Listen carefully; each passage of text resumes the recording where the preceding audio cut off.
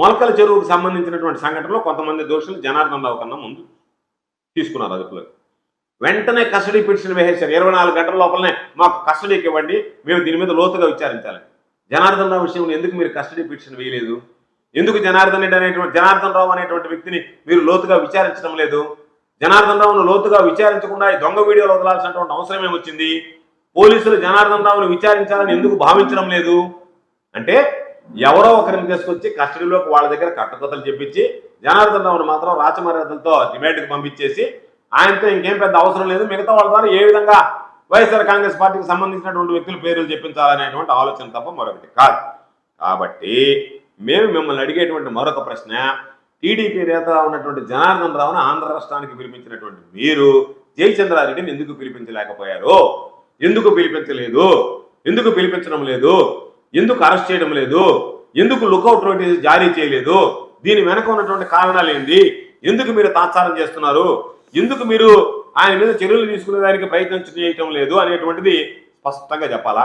అదేవిధంగా పోలీసులకు సంబంధించినటువంటి విచారణలో ఆ మద్యాన్ని పాల వ్యానుల ద్వారా సరఫరా చేశామని చెప్పారు టీడీపీ నేతలే. ఆ పాల వ్యాన్లు ఎన్టీఆర్ జిల్లా ఇబ్రహీంపట్నం కానీ, అనకాపల్లి జిల్లాలో రాంబలికి కానీ, పశ్చిమ గోదావరిలో పాలకొల్లుకు కానీ వివిధ ప్రాంతాలకి ఈ పాల వ్యాన్లకు సంబంధించినటువంటి దాంట్లో సరఫరా చేశారు.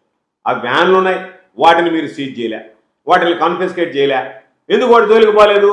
కారణం ఏంటంటే మీ తెలుగుదేశం పార్టీకి సంబంధించినటువంటి కాబట్టి మొత్తం తయారీ దగ్గర నుంచి రవాణా దాకా అమ్మేంత వరకు, డబ్బు చేసుకునేంత వరకు అందరూ తెలుగుదేశం వాళ్ళు ఉన్నారు కాబట్టి కీలకమైనటువంటి వ్యక్తులు ఎవరిని దీంట్లో టచ్ చేసేటువంటి పరిస్థితి లేదు.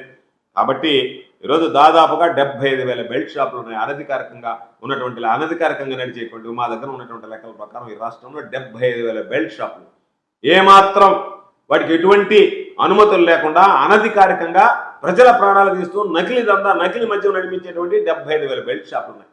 ఆ 75,000 బెల్ట్ షాపుల మీద ఇంతవరకు దాడి జరగలేదు. ఆ 75,000 బెల్ట్ షాపులు ఈరోజు మనం నెల్లూరు జిల్లాలో చూస్తే ఒక్క దగ్గర ఒక బెల్ట్ షాపును పట్టుకున్నారా ఎక్సైజ్ వాళ్ళు ఎంత జరుగుతుంటారంటే చేయటం లేదు. కారణం ఏంటి? మీ వాళ్ళు అందులో భాగస్వాములు కాబట్టి, మీ ఎమ్మెల్యేలు దాంట్లో వాటాదారులు కాబట్టి, మీకు సంబంధించినటువంటి తెలుగుదేశం పార్టీ వాళ్ళే ప్రధానమైనటువంటి సూత్రధారులు, పాత్రధారులు కాబట్టి మీరు వాళ్ళ జోలికి వెళ్ళడం లేదు.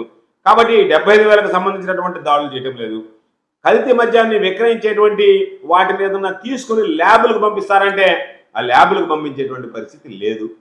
ఎందుకంటే పంపిస్తే ఇది నకిలీ మద్యమా కాదా మేము చెప్తున్నాం, 4 బాటిల్కి 1 బాటిల్ నకిలీ మద్యం ఉంది. కాబట్టి అది వేటికి వెళ్ళిందంటే మీకు బయటపడుతుంది. కాబట్టి బార్లు కానీ, మద్యం షాపులు కానీ, బెల్ట్ షాపుల మీద కానీ ఎక్కడ మీరు రైడ్లు చేయరు. ఎక్కడన్నా శాంపిల్స్ కలెక్ట్ చేసి ల్యాబ్కు పంపించి దాన్ని ఏదన్నా ఉందా లేదా అని చెప్పి కన్ఫర్మేషన్ తీసుకుంటారంటే అది తీసుకునేటువంటి పరిస్థితులు లేరు. కాబట్టి దానికి మనం చెప్పాడు ఎక్సైజ్ మినిస్టర్, మేము ఎక్సైజ్ యాప్ ఒకటి ప్రవేశపెట్టాము. ఆ యాప్ ఓపెన్ చేసి చూస్తే పాపం తాగుబోతను తాగేవాడు మద్యమాన ప్రియులకి అందరికీ ఆ యాప్ డౌన్లోడ్ చేసుకోవచ్చు. చదువుకున్న వాళ్ళే యాప్ డౌన్లోడ్ చేసుకొని చేసుకోలేకుంటారు. ఆయన యాప్ డౌన్లోడ్ చేసుకొని ఆ యాప్లో దానికి సంబంధించినటువంటిది స్కాన్ చేస్తే ఆ యాప్ చెప్పొద్దంట ఇది దొంగదా మంచిదని. అంటే అప్పుడు మీరు ఒప్పుకుంటున్నారుగా నకిలీ మద్యం ఉందని ఆంధ్ర రాష్ట్రంలో. ఇన్ని రోజులుగా ఆ యాప్ తేలేదంటే నకిలీ మద్యం జరుగుతున్నా మీ దృష్టికి మీరు పట్టించుకోలేదు కదా. ఈరోజు వైఎస్ఆర్ కాంగ్రెస్ పార్టీ పోరాటం చేయబట్టే కదా మీరు ఆ యాప్ ఒకటి తీసుకొచ్చారు. ఆ యాప్లో ఎంతమంది చూసుకుంటారు? దొరికితే దొంగ, దొరకపోతే దొర. ఈరోజు ఒకసారి చూస్తే నేరుగా వాటికి బ్రహ్మాండంగా ఆయుధ పూజ చేశారు ధైర్యంగా. మన దసరా పండగకి ఆ ప్లాంట్లకి దండలేసి పూలమాలేసి మామూలు ఫ్యాక్టరీ లేదు డిస్టిలరీలో చేసినట్టుగానే ఈ నకిలీ ప్లాంట్లకు సంబంధించినటువంటి దాంట్లో కూడా చేశారు. ఏది ఆయుధ పూజ చేశారు.